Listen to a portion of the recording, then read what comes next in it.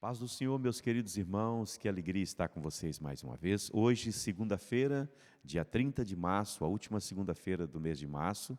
Já estamos entrando quase no mês de abril. E é uma alegria estar aqui com vocês nessa segunda-feira, aqui direto da base missionária, Fortaleza de Sião, aqui em Pedrógão de São Pedro, distrito de Castelo Branco, Portugal.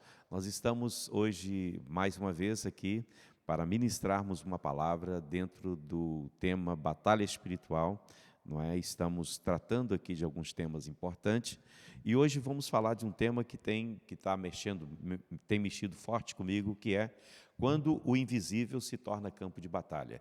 E nós vamos estar trabalhando isso nessa noite, vamos estar conversando sobre alguns pontos aqui dentro do texto que vamos citar, que é Efésios capítulo 6, versículo 10 a 13, que vamos estar lendo para falarmos um pouco a respeito desse tema tão maravilhoso. E eu espero que Deus, nessa noite, possa falar ao seu coração, ministrar ao seu coração. Eu estou aqui na companhia de alguns alunos da base, né, mas estamos aqui firmes e o Senhor está conosco. Eu tenho certeza que Ele vai visitar você também aí na sua casa, onde você estiver. E que Deus possa estar edificando a sua vida com essa ministração, com esta palavra que vem do coração dele para o seu coração. Vamos orar e na sequência nós vamos estar lendo o texto bíblico e depois vamos estar adorando a Deus com o louvor. E na sequência vamos conversar um pouco aqui sobre esse tema tão maravilhoso e tão importante. Vamos orar. Senhor nosso Deus e Pai, louvamos o Teu nome, agradecemos a Ti, Senhor eterno Deus, pelo privilégio de estarmos nessa noite mais uma vez.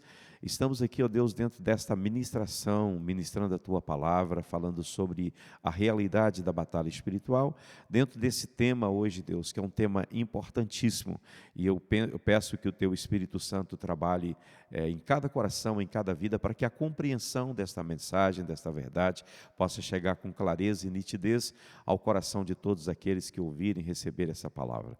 Também, Deus, me conceda graça e unção do Espírito para transmitir aquilo que o Senhor quer que eu fale nesta noite, para a glória do Teu nome, Deus. Nós Te adoramos e Te glorificamos no nome de Jesus Cristo. Pois bem, meus irmãos, vamos então ler aqui a palavra do Senhor, Efésios capítulo 6, versículo 10 a 13. É um texto já conhecido de todos nós, principalmente para quem já trabalhou ou está conectado com essa questão de batalha espiritual. Você certamente já leu esse texto de Efésios capítulo 6. Efésios 6 é um tema muito forte, é um texto muito forte nessa questão da batalha espiritual. Vamos então ler e na sequência nós vamos estar ouvindo uma adoração, um louvor, que vai certamente também edificar a nossa alma. E eu tenho certeza que o Espírito estará ministrando ao seu coração, aos nossos corações, nesta noite em nome de Jesus. Diz o texto assim: quanto ao mais, irmãos meus, sejam fortalecidos no Senhor e na força do seu poder. Vistam-se com toda a armadura de Deus para poderem ficar firme contra as ciladas do diabo. Porque a nossa luta não é contra o sangue, não é contra a carne, mas é contra os principados e as potestades, contra os dominadores deste mundo tenebroso, contra as forças espirituais do mal nas regiões celestiais. Por isso, peguem toda a armadura de Deus para que vocês possam resistir no dia mau e depois de terem vencido tudo, permaneçam inabaláveis. Amém? Vamos então ouvir um louvor agora, uma adoração da parte do Senhor, que certamente vai encher o nosso coração de alegria. Vamos então passar para o momento de adoração. Grande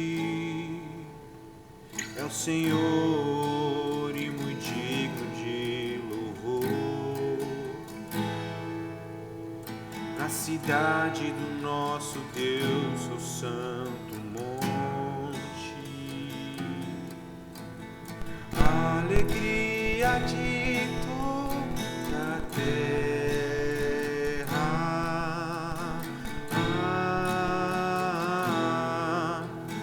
Grande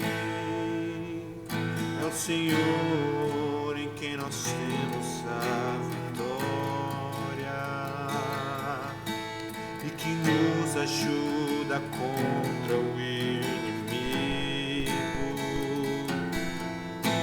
Por isso diante dele nos prostramos,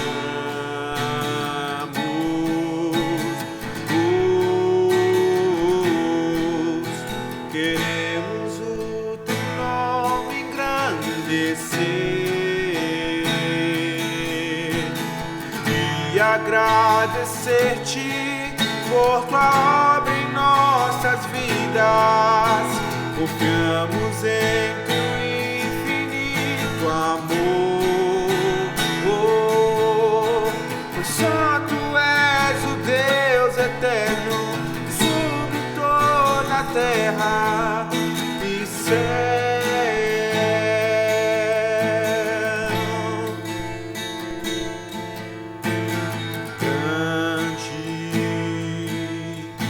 Senhor, e muito digno de louvor,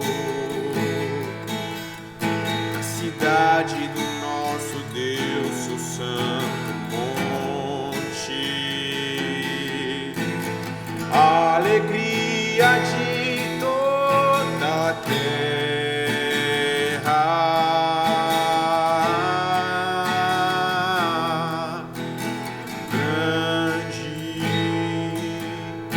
Senhor, em que nós temos a vitória e que nos ajuda contra o inimigo. Por isso, diante dele nos prostramos.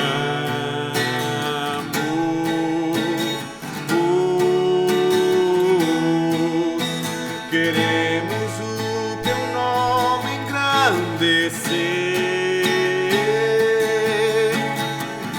e agradecer-te por tua obra em nossas vidas. Confiamos em teu infinito amor, pois só tu és o Deus eterno sobre toda a terra. Só tu és o Deus eterno sobre toda a terra. Só tu és o Deus eterno sobre toda a terra e céus.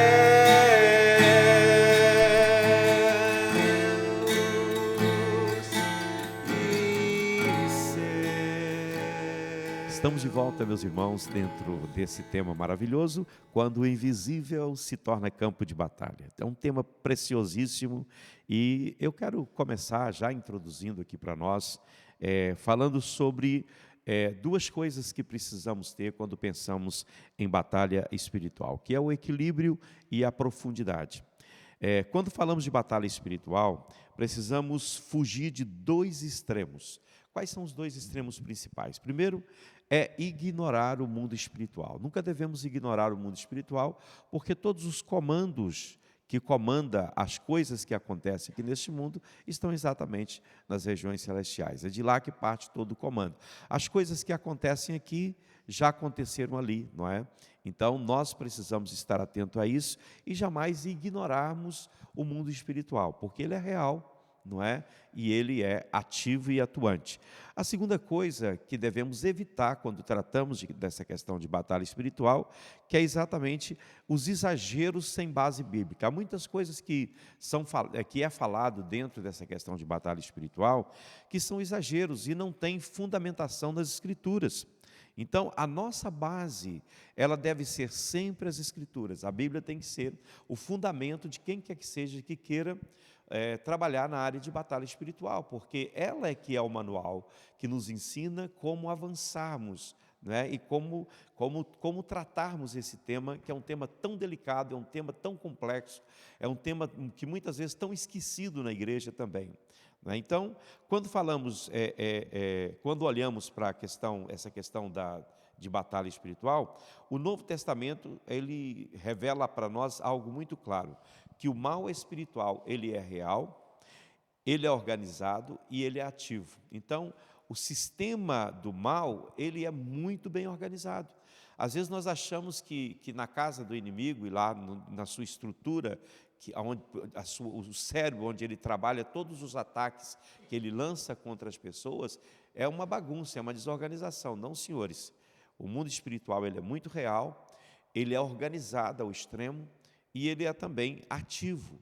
ele é um sistema que não para, é um sistema que está sempre trabalhando novas fórmulas de como lançar tropeço, de como fazer cair, de como levar a situações à perdição, não é? E Efésios 6:12 nos diz que há níveis de atuação. E essa classificação que temos aqui em Efésios 6, versículo 12, ela é muito interessante. Lá em Efésios, Paulo vai falar sobre principados, sobre potestades, sobre espíritos dominadores e sobre forças espirituais. E o que é digno de nota, irmãos, dentro disso, dessa estrutura organizada, é que isso não é uma linguagem poética. Paulo não está usando aqui uma linguagem poética para descrever algo. É uma revelação da própria estrutura espiritual, a plataforma sobre a qual o inimigo trabalha para agir e para trazer todos os malefícios que nós conhecemos que está aí à nossa volta. Então, partindo dessa premissa, devemos concluir que existem níveis de autoridade no reino das trevas.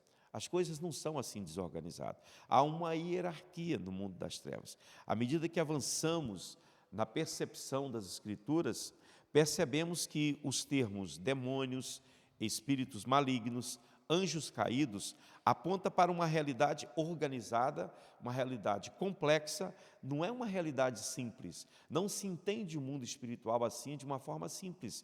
Você tem que se aprofundar nisso, você tem que conhecer e buscar as revelações das Escrituras para que você possa compreender com mais clareza o mundo espiritual no qual você está se movendo e que é hoje um opositor, não é?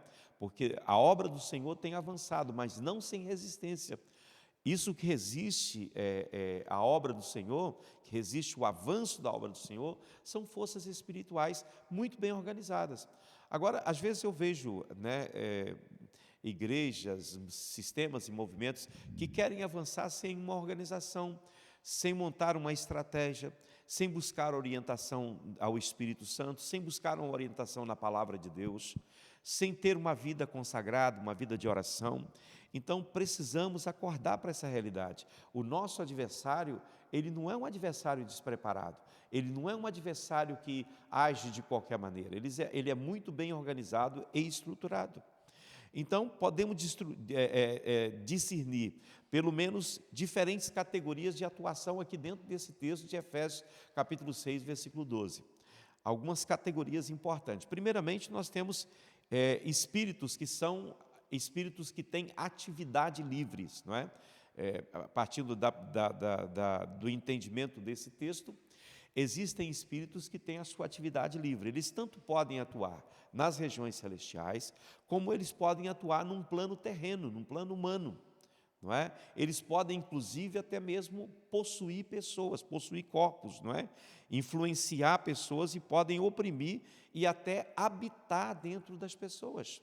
Então, esses espíritos eles são espíritos que têm um raio de atividade livre, não está restringido a isso, a uma região ou talvez um lugar. Eles são espíritos livres que tanto atuam no mundo espiritual como atuam no mundo físico também. Esses são os mais diretamente envolvidos nessa questão do conflito de batalha espiritual. Geralmente, no nosso ministério, nós vamos ter confrontos mais diretos com essa casta, com esse tipo de espíritos malignos. E são aqueles que têm atividade livre, não é? Eles tanto atuam no mundo espiritual, como atuam também aqui neste mundo. E depois nós temos uma outra ordem de comando aqui também dentro do mundo espiritual, que são os espíritos que a Bíblia chama de espíritos aprisionados. Lá em Apocalipse capítulo 9, fala-se de espíritos que estão aprisionados no abismo e que serão libertados num determinado momento da grande tribulação, e esses espíritos, eles têm como objetivo oprimir os moradores da terra. Eles não têm autoridade para matar, eles têm autoridade apenas para oprimir. A Bíblia diz que esses espíritos eles vão ser liberados durante a primeira metade da grande tribulação, quando esses espíritos sairão para oprimir por 5 meses aqueles que habitam sobre a terra. Então, esses espíritos, eles estão presos, né, em cadeias, estão reservados para o momento futuro, e está escrito lá em Apocalipse capítulo 9, né, mostra claramente isso, que quando eles são soltos, eles causam devastação, eles causam tormento na vida dos homens. Isso nos ensina que há níveis de mal ainda maiores do que aqueles que conhecemos, que ainda não foi manifestado e que estão reservados para um determinado momento, para que durante 5 meses eles possam oprimir aqueles que habitam sobre a terra. O que vemos hoje não é o limite do mal. Às vezes nós pensamos, não, a maldade não pode expandir para além do que já está. Não. O mal, ainda, o que hoje nós achamos que é mal, pode piorar ainda muito mais, porque existem espíritos e seres malignos que ainda estão retidos, as suas ações ainda estão retidos. Depois nós temos o próprio Satanás, que é o líder, né, de um sistema. A Bíblia é consistente a respeito disso. Ele é chamado de dragão, da antiga serpente, ele é chamado também de diabo.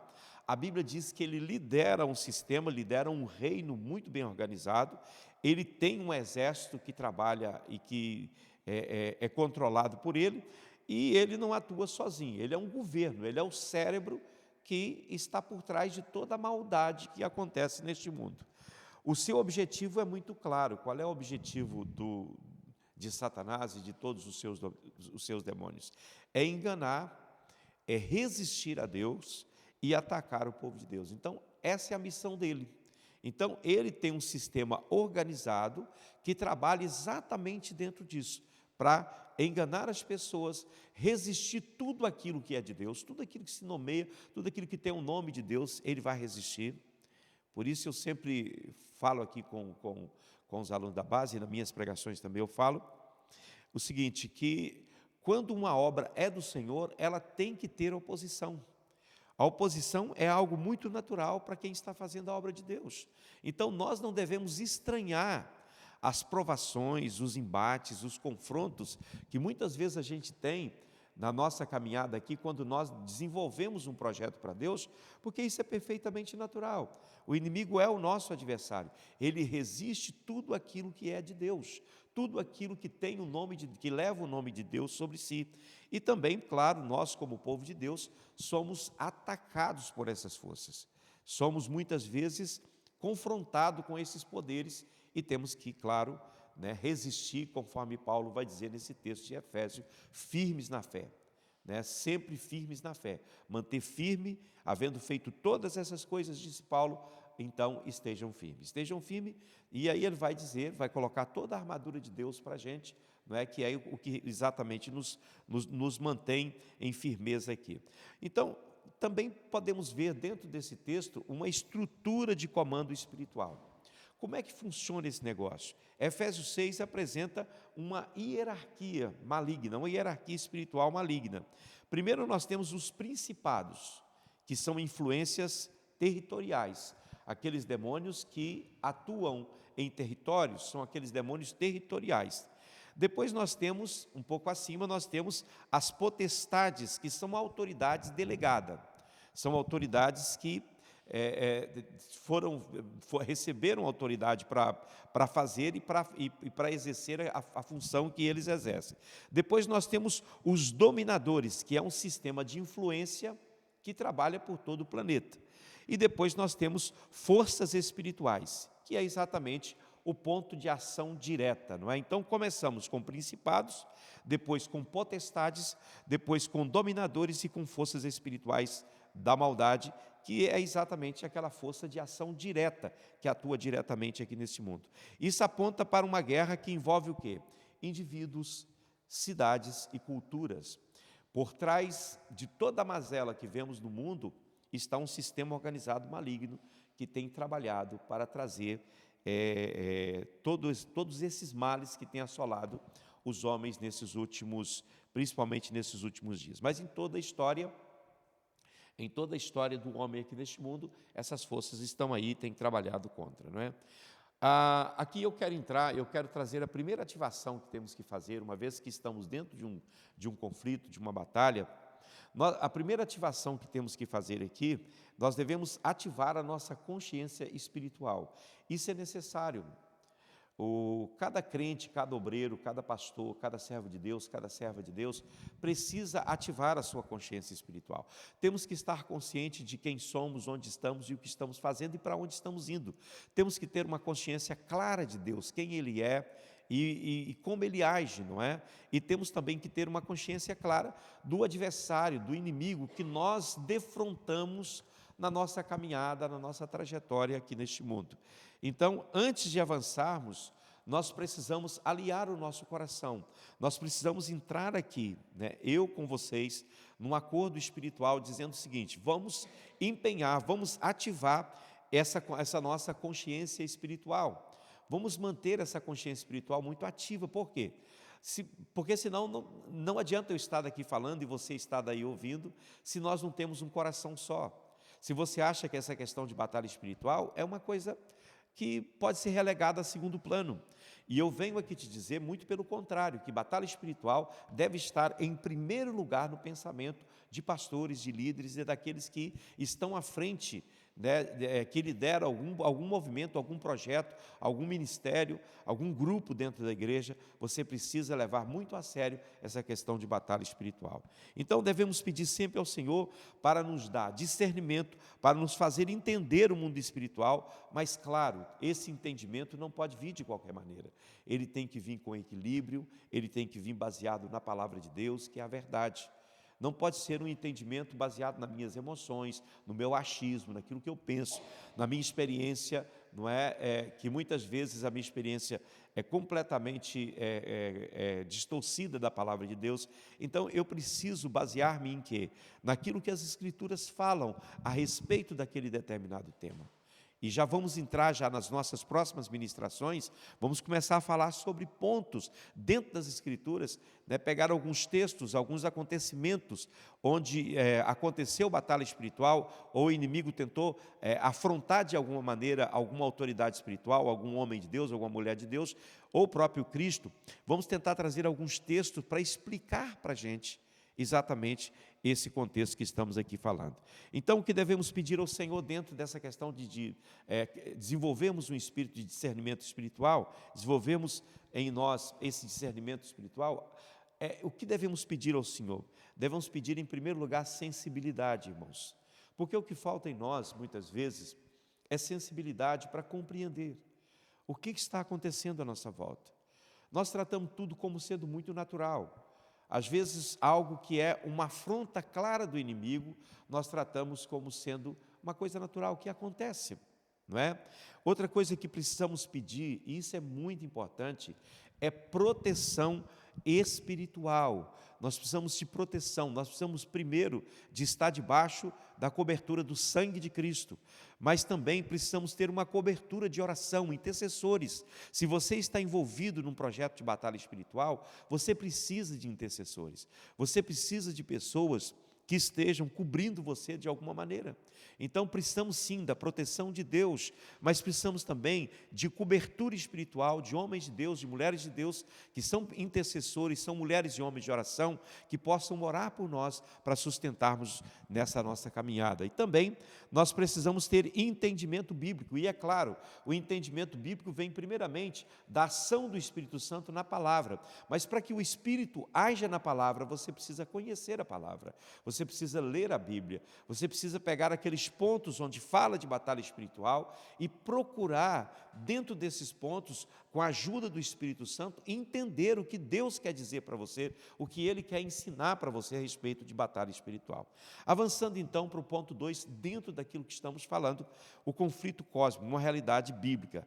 Apocalipse 12, nós estamos estudando aqui na base missionária o livro do Apocalipse, e estudamos recentemente o Apocalipse capítulo 12.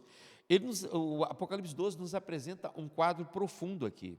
Houve uma rebelião no céu, Satanás lidera anjos caídos e há uma guerra contra os santos. né? São episódios e factos que já aconteceram no passado, não é?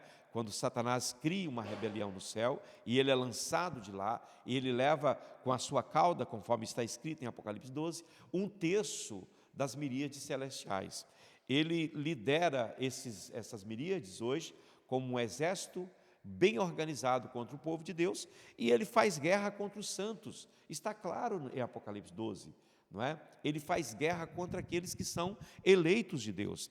Então, esse texto nos revela claramente fatos muito importantes que devemos perceber nessa questão de batalha espiritual. Primeiro, existe um reino do mal, e precisamos ter isso em mente. Segundo, esse é um reino que se opõe a Deus, sempre vai se opor a Deus. Como eu sempre tenho falado aqui, a obra de Deus avança, o inimigo opõe, a igreja luta, mas Jesus triunfa no final. O triunfo, a vitória completa está no nome de Jesus. A diferença entre a batalha que lutamos e a batalha que outros lutam é que nós não lutamos para a vitória, nós lutamos a partir da vitória. Já temos a vitória e lutamos a partir dela. Então, há também nesse texto algo que é muito interessante, que é uma batalha espiritual contínua, e o alvo desse reino, claro, não é outro povo senão o povo de Deus. O objetivo de Satanás é exatamente atingir o povo de Deus, porque ao atingir o povo de Deus, ele atinge objetivamente, diretamente a Deus. A Bíblia diz que quem toca nos meus eleitos, toca na menina dos meus olhos. Então o diabo sabe como somos preciosos para Deus, e o quanto Deus nos ama. Por isso há essa batalha, e nós temos que ter consciência, porque o objetivo final do inimigo não é você. Talvez você não represente muita coisa para ele, talvez você não represente talvez nada para ele, mas o objetivo final dele, ao atingir você, é atingir o seu Deus, é desonrar o seu Deus, é trazer vitupério sobre o seu Deus. Mas que Deus possa nos dar graça para compreendermos essa verdade e termos isso dentro do nosso coração, né? E agora, eu quero trazer aqui uma verdade pastoral importante dentro desse texto. A oposição que a igreja enfrenta, ela não é apenas humana, não é apenas humana. Ela é gerada em dimensões espirituais muito evoluídas e que tem cada dia mais usado de estratégias para derrubar o povo de Deus. Então, não é de origem humana. Às vezes os homens são os instrumentos, mas quem rege esse instrumento, quem toca esse instrumento, é a própria força do mal, é o próprio poder maligno. E às vezes nós estamos lutando, conforme está aqui em Efésios 6, contra a carne e sangue. Nós estamos lutando contra político, nós estamos lutando contra lideranças, contra governos, contra isso e contra aquilo. Às vezes estamos lutando contra pessoas. E a nossa luta não é contra pessoas, a nossa luta é contra as forças espirituais do mal. Agora, qual é a origem do mal? Vamos ver aqui um dado bíblico importante sobre isso. A Escritura, irmãos, ela não vai explicar todas as coisas, né? Ela revela fatos, e a partir dos fatos, você busca, através do Espírito Santo, compreender aquilo que as Escrituras estão falando. Por exemplo, como a existência de Deus. Quando você lê Gênesis 1:1, no princípio Deus, aqui não explica de onde Deus veio, como Deus, não fala nada. Ele simplesmente introduz aquele texto dizendo: no princípio Deus. Então, a partir daí, qual é o nosso entendimento? Deus existe, né? Deus existe. Deus criou todas as coisas. Quando vemos a criação, né, no dia 1º, no dia 2, no dia 3, até o dia 6º. Então, nós vemos toda a obra da criação diante de nós, e partindo dessa premissa, nós entendemos o quê? Há um Deus que existe, há um Deus que age, há um Deus que, pelo poder da palavra, faz coisas.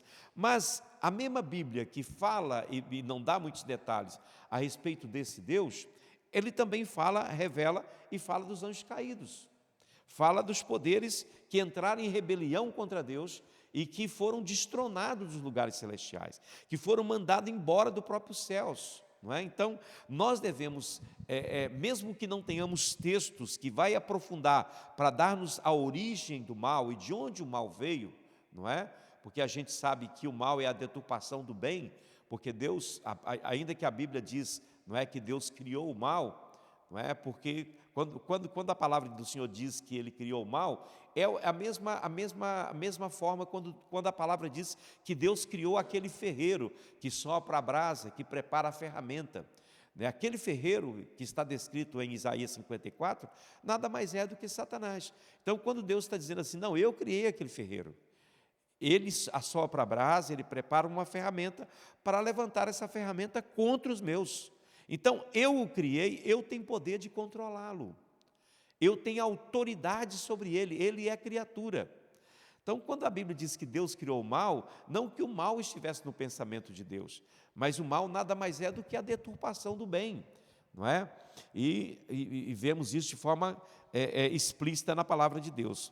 Então, quando você olha para esse ponto que eu estou aqui conversando com vocês sobre a questão do mal, nós devemos refletir sobre isso, né? E entender o seguinte: Deus, quando criou os seres, Ele criou os seres livres, não é? Ele criou cada ser que Ele criou, tanto os seres espirituais como os homens, Ele criou com a mente, Ele criou com emoções, Ele criou com vontade, né? Porque sem liberdade não haveria relacionamento real. O relacionamento real só existe porque há liberdade. Então, o livre-arbítrio é que torna o nosso relacionamento real. Porque se fôssemos todos robôs, obrigados a fazer tudo aquilo que nós fomos programados para fazer, então isso não seria real. Isso teria outros contornos, não seria uma realidade, não é? Seria algo virtual. Mas quando nós olhamos para a liberdade que recebemos, nós entendemos que o nosso relacionamento com Deus, ele parte, né, exatamente de algo que existe de fato. Nós amamos a Deus, porque entendemos que antes de nós o amar, Ele já nos amou. Então, esse amor de volta baseia-se no amor que Ele demonstrou para conosco. Agora, eu tenho a opção de dizer o seguinte: olha, eu não pedi para Jesus morrer por mim na cruz. Eu não pedi para que Ele viesse a este mundo e entregasse a sua vida. Ele fez isso porque Ele quis. Então, eu não tenho nada a ver com isso, eu não quero esse Jesus, ponto final. Quer dizer, os homens são livres para dizer isso, mas também são livres para dizer, não, eu quero esse Jesus. Eu entendo o que Ele fez por mim, eu entendo a minha condição, eu compreendo. Então, Deus criou seres morais, seres com capacidade de pensar, de se emocionar, que têm vontades, né, e que têm liberdade. Deus não nos tolhiu da liberdade, mas o problema da liberdade é que, com a liberdade, existe a possibilidade da rebelião. Então, aonde se tem liberdade, se tem possibilidade de se rebelar. Aonde o sistema é bruto e a ditadura, né, oprime todos aqueles que se levantam, né, a rebelião ela é esmagada na sua gênese. Mas aonde há liberdade, e a liberdade é o bem mais precioso que a gente tem, onde há liberdade, há sempre possibilidade de alguém dizer, não quero seguir esse caminho, eu quero seguir outro caminho, eu quero tomar outro caminho, não é? Então, quando nós olhamos para isso, e dentro de uma aplicação pastoral, isso nos ensina que a batalha espiritual também passa pela vontade humana, né? Decisões, escolhas, alinhamento com Deus. Você escolhe se você decide acreditar, se você decide entrar nisso, se você decide fazer parte disso. Você é livre, não é? Para tomar as suas decisões, para fazer as suas escolhas, para aliar-se ao pensamento de Deus ou não. Isso é escolha nossa, né? Ninguém vai te obrigar a isso, nem Deus vai te obrigar a isso. E a questão é que nem Deus vai te obrigar e Ele não te ama menos por isso. Deus não vai te amar porque você não entendeu. Deus não vai te amar porque você, mesmo entendendo, rejeitou. Deus não vai deixar de te amar, Ele vai seguir te amando. Você vai amargar as suas derrotas e ver a destruição na direita e na esquerda, e às vezes até na sua própria vida, né? Mas pisado no amor de Deus, pisado naquilo que é o pensamento de Deus para a sua vida, que Deus não quer. A própria Bíblia vai dizer isso, não é? Lá em Ezequiel, Deus vai dizer, por que vocês querem morrer? Por que vocês querem sofrer? Nunca foi o meu pensamento, nunca foi a minha vontade, nunca foi o meu querer. Eu não entendo por que vocês querem morrer, eu não entendo por que vocês querem sofrer, não é? Então, é claro que isso parte da escolha de cada um de nós. A segunda ativação que temos que fazer, irmãos, está dentro desse contexto, que é exatamente aliarmos a nossa vontade, o alinhamento da nossa vontade com a vontade de Deus, né? A segunda ativação de algo que tem que ser ativado em nós é exatamente esse alinhamento com a vontade de Deus. Eu tenho que entender o que Deus quer para mim. Paulo vai escrever isso em Romanos 12. Ele vai dizer: irmãos, eu rogo a vocês, pela compaixão de Deus, vocês apresentem o vosso corpo em sacrifício vivo, santo, agradável a Deus, que é o vosso culto racional. Não vos conforme com este mundo, mas entenda qual seja a boa e a perfeita e agradável vontade de Deus. Então, queridos e queridas, Deus, Ele deseja que você se entregue, que você se renda, que a sua vontade não seja sua, seja a vontade dEle, que a sua vontade esteja aliada à vontade e o propósito dEle. Para isso devemos orar ao Senhor, para que Ele alinhe a sua vontade, né, a tua vontade com a sua vontade, a sua vontade, você como ser humano, com a vontade dEle, com a vontade de Deus. É claro que para que a minha vontade seja aliada com a vontade de Deus, isso exige alguma coisa de minha parte e da nossa parte. Primeiro, tem que haver rendição. Se não houver rendição, se você não abrir mão do seu eu, se você não abrir mão dos seus pensamentos, se você não abrir mão de muitos conceitos que você tem, que são conceitos errados, se você não abrir mão de preconceitos, você não vai conseguir. Então você tem que se render completamente a Deus. Você tem que fazer como aqueles 24 anciãos, chegaram diante do trono e jogaram as suas coroas aos pés daquele que estava sentado no trono. Vocês têm que se render ao Senhor. Em segundo lugar, você precisa ter uma vida consagrada, porque sem consagração a rendição ela termina. Sem consagração a rendição não avança. A rendição, para que ela seja progressiva, ela necessita de consagração. E além da consagração, é claro, tem que haver uma entrega absoluta, uma entrega total à vontade do Senhor. Eu quero falar um pouco agora a respeito da queda dos anjos e a realidade dos demônios. Isso é um ponto que está bem claro nas Escrituras, não é? A Bíblia indica muito claramente que alguns anjos permaneceram fiéis, outros entraram em rebelião contra Deus. Não foram todos os anjos que foram precipitados ou que se rebeliaram junto com Satanás, não é? Houveram, né, se formos usar um termo matemático, eu acho que isso é simbólico, se formos usar um termo matemático, 2/3 ficou fiéis, permaneceram fiéis ao Senhor, mantiveram a sua posição, não é? Diante de Deus. Esses anjos fiéis são chamados na Bíblia de santos anjos, e são chamados na Bíblia de anjos eleitos também. A Bíblia os trata como santos anjos e anjos eleitos. Mas uma parte desses anjos, usando também uma fração matemática, ou 1/3 dessas miríades celestiais, eles caíram. E esses anjos caídos, eles se tornaram opositores permanentes de Deus, irreversível, incorrigíveis e que não tem redenção para eles, não é? Não há redenção para esses anjos caídos, não é? A ira do principal do inimigo contra o crente é que você em Adão você caiu, mas em Cristo você tem redenção, não é? No caso deles, eles caíram seguindo Satanás, mas não há redenção para eles, não há redenção para eles. Então, uma observação importante dentro disso é que os demônios, eles não se arrependem, eles não mudam e eles não negociam a posição deles, não negociam. Eles resistem continuadamente a Deus. A gente está estudando o Apocalipse e a gente tem visto os flagelos, não é? Agora, essa semana nós estudamos sobre as taças, não é, que foram derramadas. E uma coisa que intrigou a gente no momento que estávamos fazendo a leitura e comentando a respeito, é exatamente o endurecimento do coração dos homens em relação a Deus, né? Porque eles reconheciam que todo aquele flagelo vinha de Deus. Então, se eles reconheciam que aquele flagelo vinha de Deus, é natural que eles entendiam neles mesmos que esse Deus é um Deus todo-poderoso. Então, o nosso pensamento em relação a isso, né, que burrice essa deles. Se eu estou sendo atacado por um Deus que é muito maior do que eu, por que não me render a esse Deus? Para salvar a minha vida? Para receber o direito de vida eterna? Mas eles permaneceram endurecidos, porque os espíritos malignos, esses demônios, eles, o texto de 12 de Apocalipse, vai falar exatamente, claramente sobre isso, que haverá uma opressão, né? Naquele tempo haverá uma opressão maligna mais intensa. Então, esses seres irreparáveis, irremediáveis, e que não mudam e que sempre se opõem a Deus, vão estar atuando diretamente na vida dessas pessoas que, mesmo diante das pragas, mesmo diante de tudo que está passando, eles não se voltam para Deus, eles não reconhecem a Deus, né? E isso é uma realidade também no nosso tempo.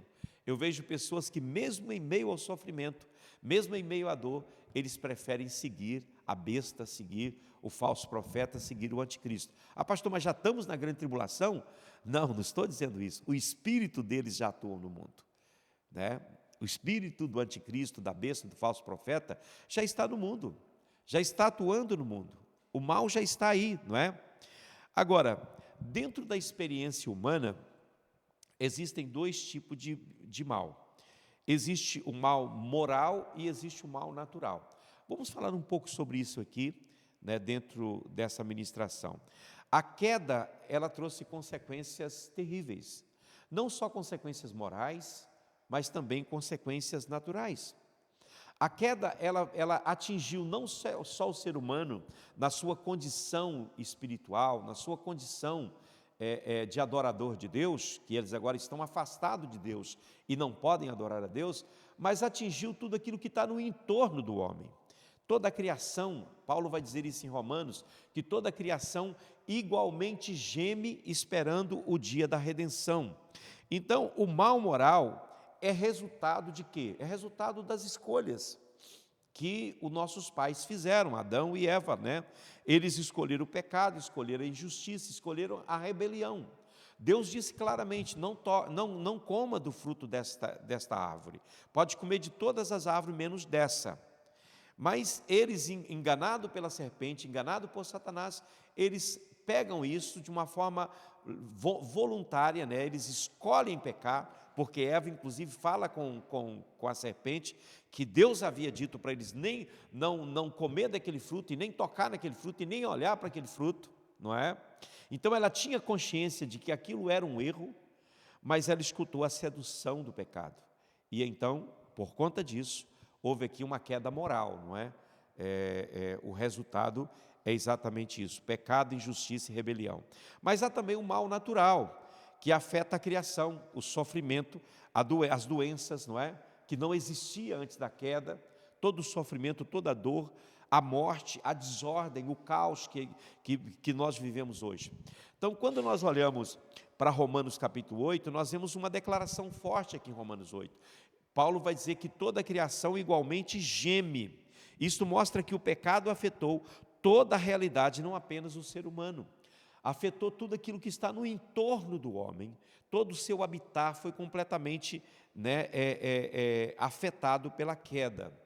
E a terceira ativação que precisamos fazer aqui entra exatamente no ponto que eu tenho também falado aqui com os alunos da base, temos conversado muito sobre isso, que é a questão missionária. Nós precisamos entender isso. Nós devemos orar pelas pessoas que não conhecem Deus. Quando a gente começa a estudar, como a gente está estudando o livro do Apocalipse, e a gente começa a ver o sofrimento, a dor daqueles que vão passar pela grande tribulação, daqueles que vão ficar aqui, não é? O nosso coração enche de misericórdia e há uma responsabilidade que grita dentro de nós, para que possamos interceder por aqueles que estão cegos no mundo, que não conseguem caminhar, que não conseguem andar direito, né? Então, a nossa intercessão pelas pessoas que estão cegas pelo diabo, porque há muitos que estão vivendo cegueira, irmãos.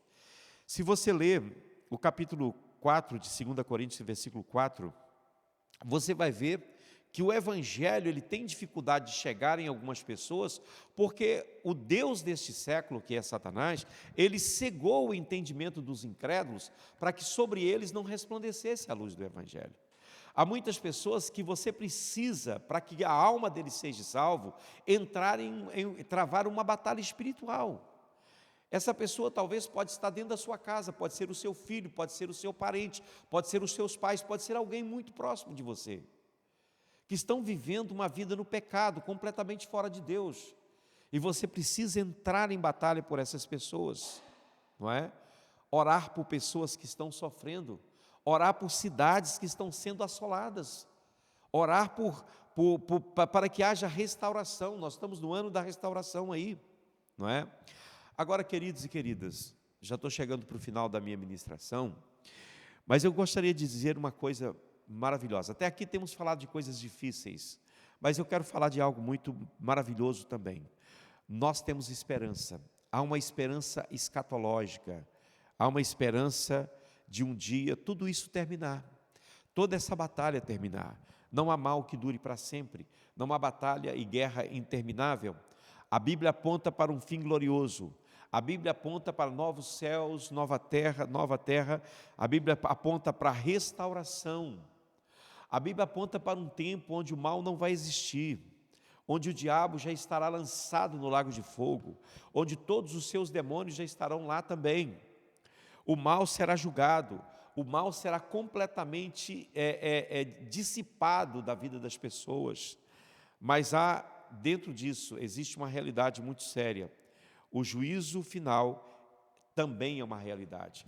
Aquele dia de acerto de contas, onde o homem terá que aparecer diante do grande trono de Deus. Jesus falou do inferno como destino preparado para o diabo e seus anjos, mas muitos homens têm escolhido deliberadamente esse destino também.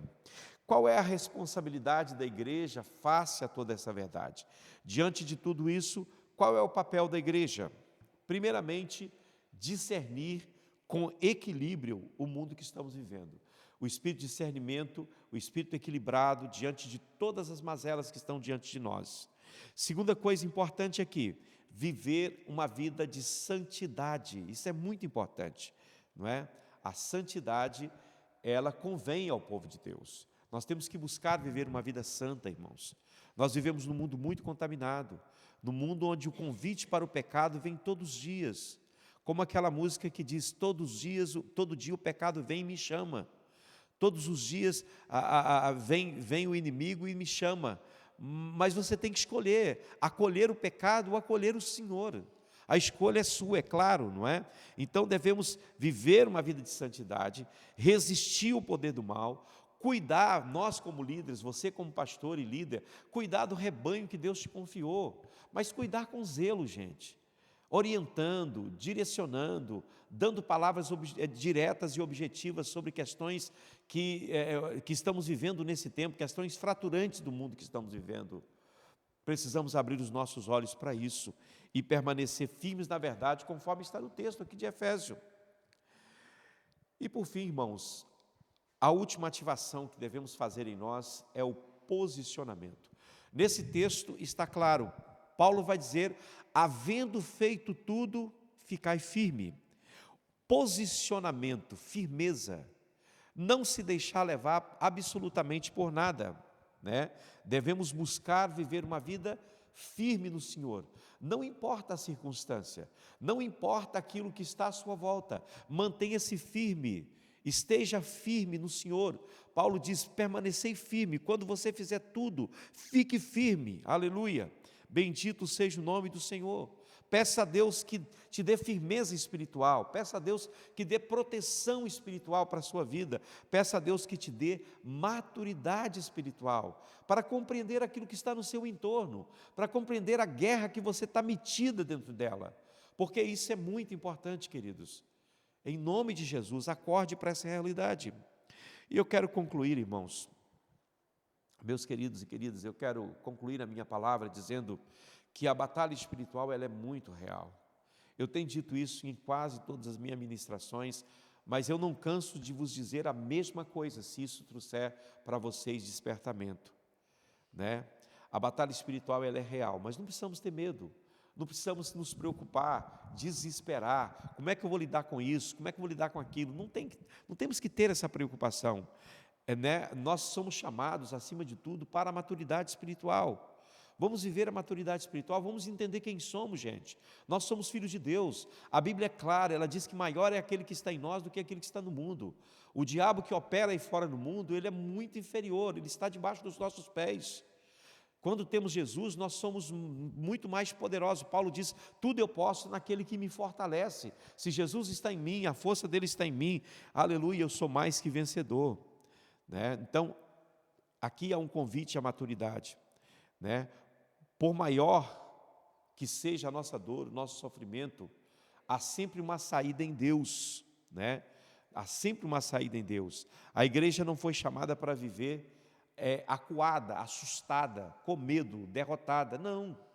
Eu não acredito que a igreja do arrebatamento será uma igreja débil, uma igreja fraca, uma igreja assustada, uma igreja acuada. Eu acredito numa igreja vitoriosa, numa igreja forte, numa igreja guerreira, numa igreja que se posiciona, numa igreja que se levanta, numa igreja que não tem medo de se levantar nesse tempo e declarar a grandeza de Deus em tempos de aflição, né?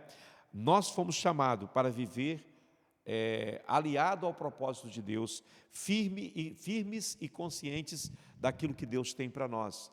Nós não somos um povo qualquer, nós somos o povo de Deus. Nós temos a armadura de Deus ao nosso dispor. Sabemos quem é o nosso adversário, sabemos quem é o nosso Deus, sabemos quem é que peleja por nós, aleluia. Quem peleja por nós é poderoso, irmãos. Quem peleja por nós é vencedor. Quem peleja por nós conhece o nosso adversário. Então confie no Senhor, descanse nele. Leia o Salmo 91 e entenda o que esse Salmo ministra à sua vida. Você está no esconderijo do Altíssimo, você está na sombra do Onipotente. O Senhor é a tua proteção. Ainda que o inimigo se levante, ele vai cair pelo poder de Deus, porque há poder no nome de Jesus Cristo. Creia nisso e avance em vitória, mesmo diante de um sistema maligno organizado, ativo e operante. Você também tem um Deus que cuida de você. Enquanto você dorme, Ele está cuidando, e durante toda a sua vida Ele está cuidando de você. E você é eterno, entenda isso. Até que você cumpra a missão de Deus na terra, ninguém pode te tocar, ninguém pode ceifar a sua vida, ninguém pode roubar aquilo que Deus te deu. A única pessoa que pode abrir mão disso é você mesmo. A única pessoa que pode desfazer daquilo que Deus te deu é você mesmo. Então, abrace a fé, abrace a vocação que Deus te deu. Conduza o rebanho que Deus confiou a você, com fidelidade, com compromisso, com amor, com ternura, entendeu? Mas, acima de tudo, com discernimento espiritual, com discernimento bíblico, com conhecimento espiritual. Que Deus abençoe vocês. Ficamos por aqui hoje. E a gente volta na próxima segunda-feira para mais um tempo de ministração, onde certamente nós vamos estar entrando em algum texto bíblico, onde vamos estar falando sobre as realidades bíblicas, né, a experiência de homens que venceram essa batalha espiritual. Vamos orar, vamos falar com Deus. Senhor nosso Deus e Pai, mais uma vez, nós agradecemos a Ti por esse tempo tão precioso que o Senhor nos deu. Obrigado por esta palavra e peço que o Teu Espírito Santo, Pai, aquilo que eu não consegui explicar direito, aquilo que eu não consegui transmitir, ó Deus eterno, que o Senhor possa estar falando e completando no coração dos Teus servos, que haja um despertar, ó Deus, na vida de todos aqueles, ó Deus, que são chamados por Ti, para esse propósito, para viver, ó Deus, uma vida de santidade e pureza nesse mundo, tendo como adversário essas forças malignas, que não dormem, que não cessam os seus ataques, que estão ativos no mundo. Mas nós somos mais que vencedores, nós não lutamos para a vitória, nós lutamos a partir da vitória que foi conquistada na cruz do Calvário, e é com base na cruz, Senhor, e é colocando a cruz à nossa frente, que nós avançamos no poder do Senhor, para vencermos toda a força do mal, no nome de Jesus Cristo, para a glória de Deus. Amém e amém. Deus abençoe.